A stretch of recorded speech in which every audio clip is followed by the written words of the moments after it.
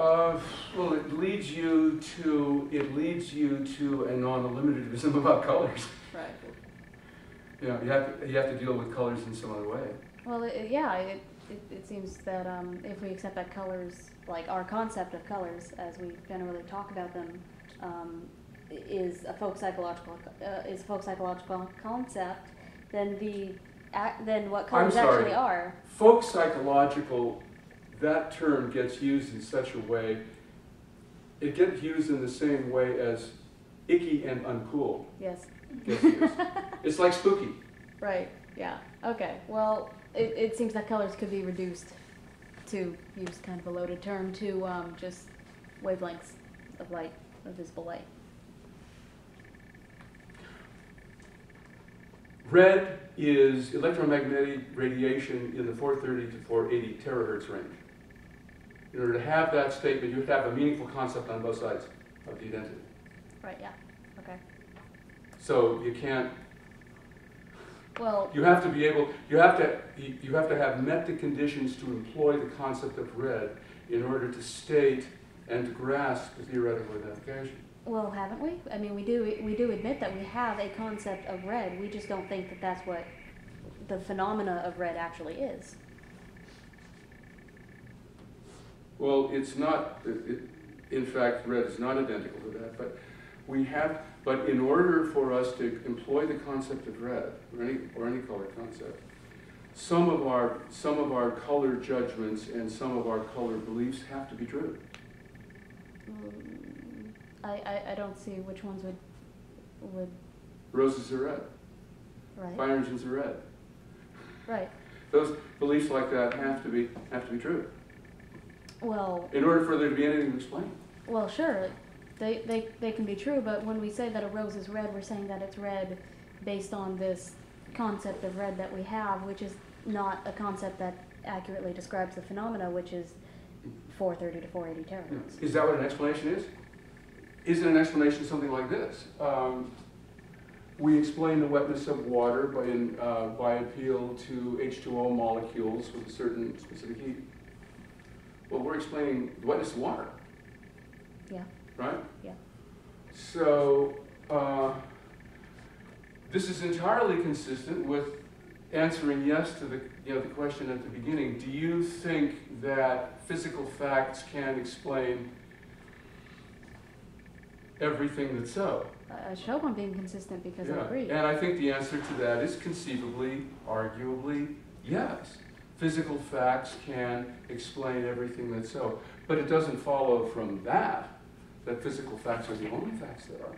Right, yeah. That physical properties are the only properties there are. Yeah, I still haven't formulated a good response to that one yet. Yeah, I mean, otherwise, if then there's nothing. If you don't have the separate entities, then I mean, an explanation is a relation. Yeah. If I were to conduct an experiment, say, focus an observer's attention on X, whatever that might be, and then carefully apply microdoses of, say, dopamine and endorphins, then that observer would see X as beautiful. And if I could replicate this and keep doing it, has M then explain Q, the property of being beautiful. You can formulate a really righteous nomological supervenience relation between the dopamine levels and the state of euphoria or lack thereof. You know, that there can be no difference in euphoria without a difference in dopamine levels. That's perfectly consistent with what I've said. Okay. Yeah, I mean, that's contingent. You know, that's contingent on reductive physicalism. Okay. I was thinking I had it. I wanted to see if I did it. Yeah, and so, but that, and I think a non-physicalist can accept the deliverances of neuroscience and say, oh, okay, so that's how it works here, without considering it to be a solution to the mind-body problem. We still haven't said what is distinctive about the mental to say that it is physically realized in the particular form of meat we've got. You know, and I think that's what the Battlefield LA example reveals to us. And that's, that's somebody that's following, and that's, that's a creature that's following the same physical laws we are.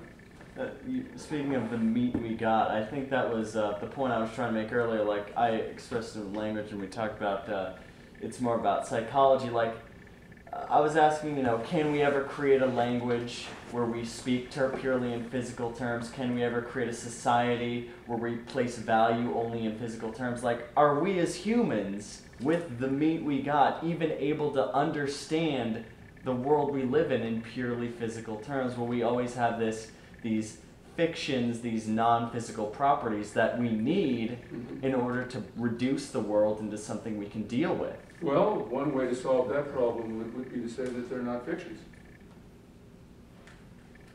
Right? Have some respect for the preamble, okay? Roses really are red, violets really are blue. Well, they're violet, what the heck? No. Hitler really was evil. All right. Mona Lisa really is beautiful. I have two questions.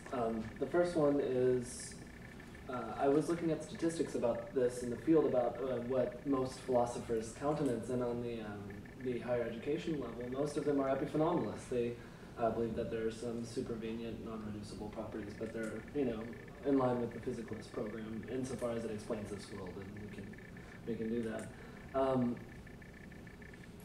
They're contingent, non-reductive, physicalist. Right. Would you say that you agree with, or are you in a different camp? I'm looking for metaphysically what is distinctive about the mental. What is it about that piece of stretched canvas that makes it a? If you've ever seen the painting, it's riveting. You start painting for hours, and that makes it a real painting of a slightly sad woman who's obviously does not want to be behind this bartending bar, in the folding bergère. That makes you, that makes you see her discontent. I mean, I think the discontent is really there in the painting. We're not bringing to that. I think the artist put it there. I think anyone with the sensitivity of an armadillo recognizes it. My second question goes to, I'm going to attack Chalmers here because he's the one that I know actually countenances this idea. So the brute supervenience, I believe it was. Mm-hmm. I think McGinn is a kind of brute supervenience theorist as well. I mean, there are lots and lots of non-physicalists in philosophy. I mean, Burge is one. I mean, Jackson is a contingent physicalist. Lewis was not a physicalist. I mean, he's not a metaphysical physicalist. And that's a lot of the people we tend to think are physicalists really aren't. They're contingent physicalists. Would you say that's the majority position? Obviously, but I suspect it might be. Yeah. What do you think the impetus for philosophers like Chalmers to underpin it as a brute underlying feature of existence in the world at large? I don't know Chalmers, so is his brute, or he wants to say that consciousness, or it's kind of the Q-ness, the queerness of mind is not emergent, that it's down there. It just gets increasingly attenuated as you go down. It's a fundamental feature. It sounds like Charles Sanders Peirce, who said that matter is just mind encrusted with habit. But it's mind, but its mind's all the way down. And how would that? So it's not emergent. How would that? I'd be more of an emergentist. If we were a brute supervenius, would that, if I can even use that word, how does that give us any explanatory, robust explanation for things like consciousness? Well, to claim it's a brute is simply to give up on explanation. It's defeatist. I mean, I'm putting words in other It's kind of surrender. But yeah, I don't think that moves us somewhere. But by the same criterion, it seems most physicalists aren't moving us there either, if I have understood the lecture. Well, I think the example of with all of the cool gear, you can learn more and more about how Q properties are associated with them, with physical properties. I'm not in the business Heck, I'm an Aristotelian. I'm not in the business of denying that. We're physical creatures. Well, we're physical creatures that have mental capacities. Anybody else want to take a shot before I go? I formulated a response. Okay. I got one. All right. So if we approach the problem of physicalism as naturalistic philosophers, so we accept the scientific method and generally. I accept scientific method. Right. Yeah. Well, if we approach it as naturalists, and we want to accept the tenets of science, scientific method, then wouldn't we be more inclined to explain the concepts that we were discussing before, like color, in physical terms than, say, economic terms, and that would make that more preferable to us? Yeah, to use Stroud's argument, the fact that situations that situations explained in physical terms make no appeal to the economic value of the entities that are interacting in the explanation. Right. And if you're giving an economic explanation, you are making no appeal to the atomic composition of the parties to the transaction. Yet, for some reason, no one in their right mind thinks that the economic explanation then leads to saying that economic parties have no size or weight or chemical composition. But why, when it comes to the physical explanations, do we say that, okay, now that we have the physical explanation of this, we no longer need to say that things have beauty or value or colors? Right. But what's our motivation for saying that? Well, our motivation for Is saying the truth of that is that physicalism? Well, then you can't use it as an argument for physicalism. our motivation for saying that is that we're naturalists and that we want to accept physicalism because science takes physicalism to be a basic tenet. Okay, you have a head coach. You know, you're in the red zone, you're on the 3-yard line. Defense is playing man. You have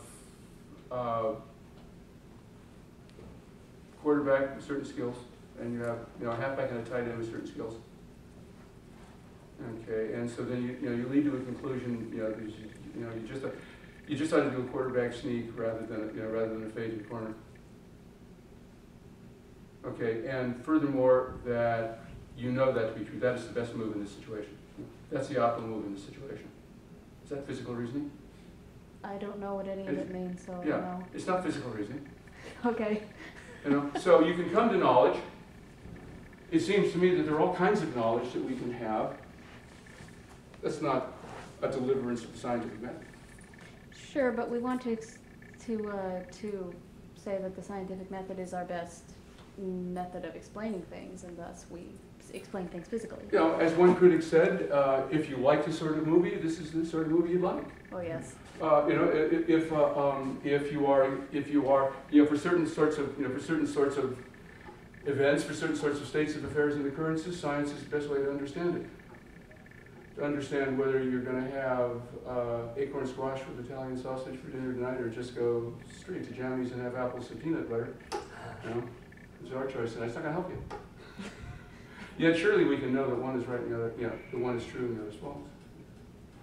It's just, I mean, the fact that knowledge is, in fact, the scientific method if one thing the scientific method is, I don't think going to exhaust naturalism. I mean, unless you're, because naturalism, I think, is a kind of biological orientation rather than one based on the basic physical sciences, right? I mean, when I hear naturalistic explanations, oftentimes what I hear are evolutionary ones.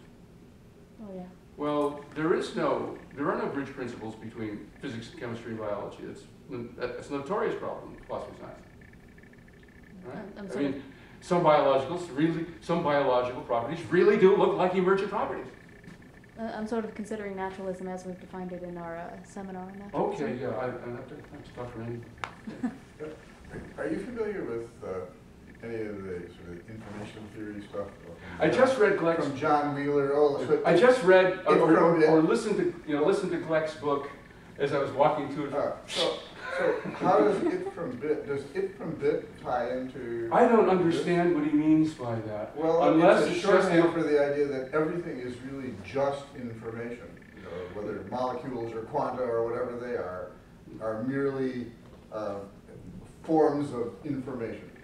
What I got from that, I must admit, since I'm kind of oldie schooly, you know, not up on the kids today with their rock and roll, you know, it's just, what I got it is sort of, you know, Aristotle's right, substance is form.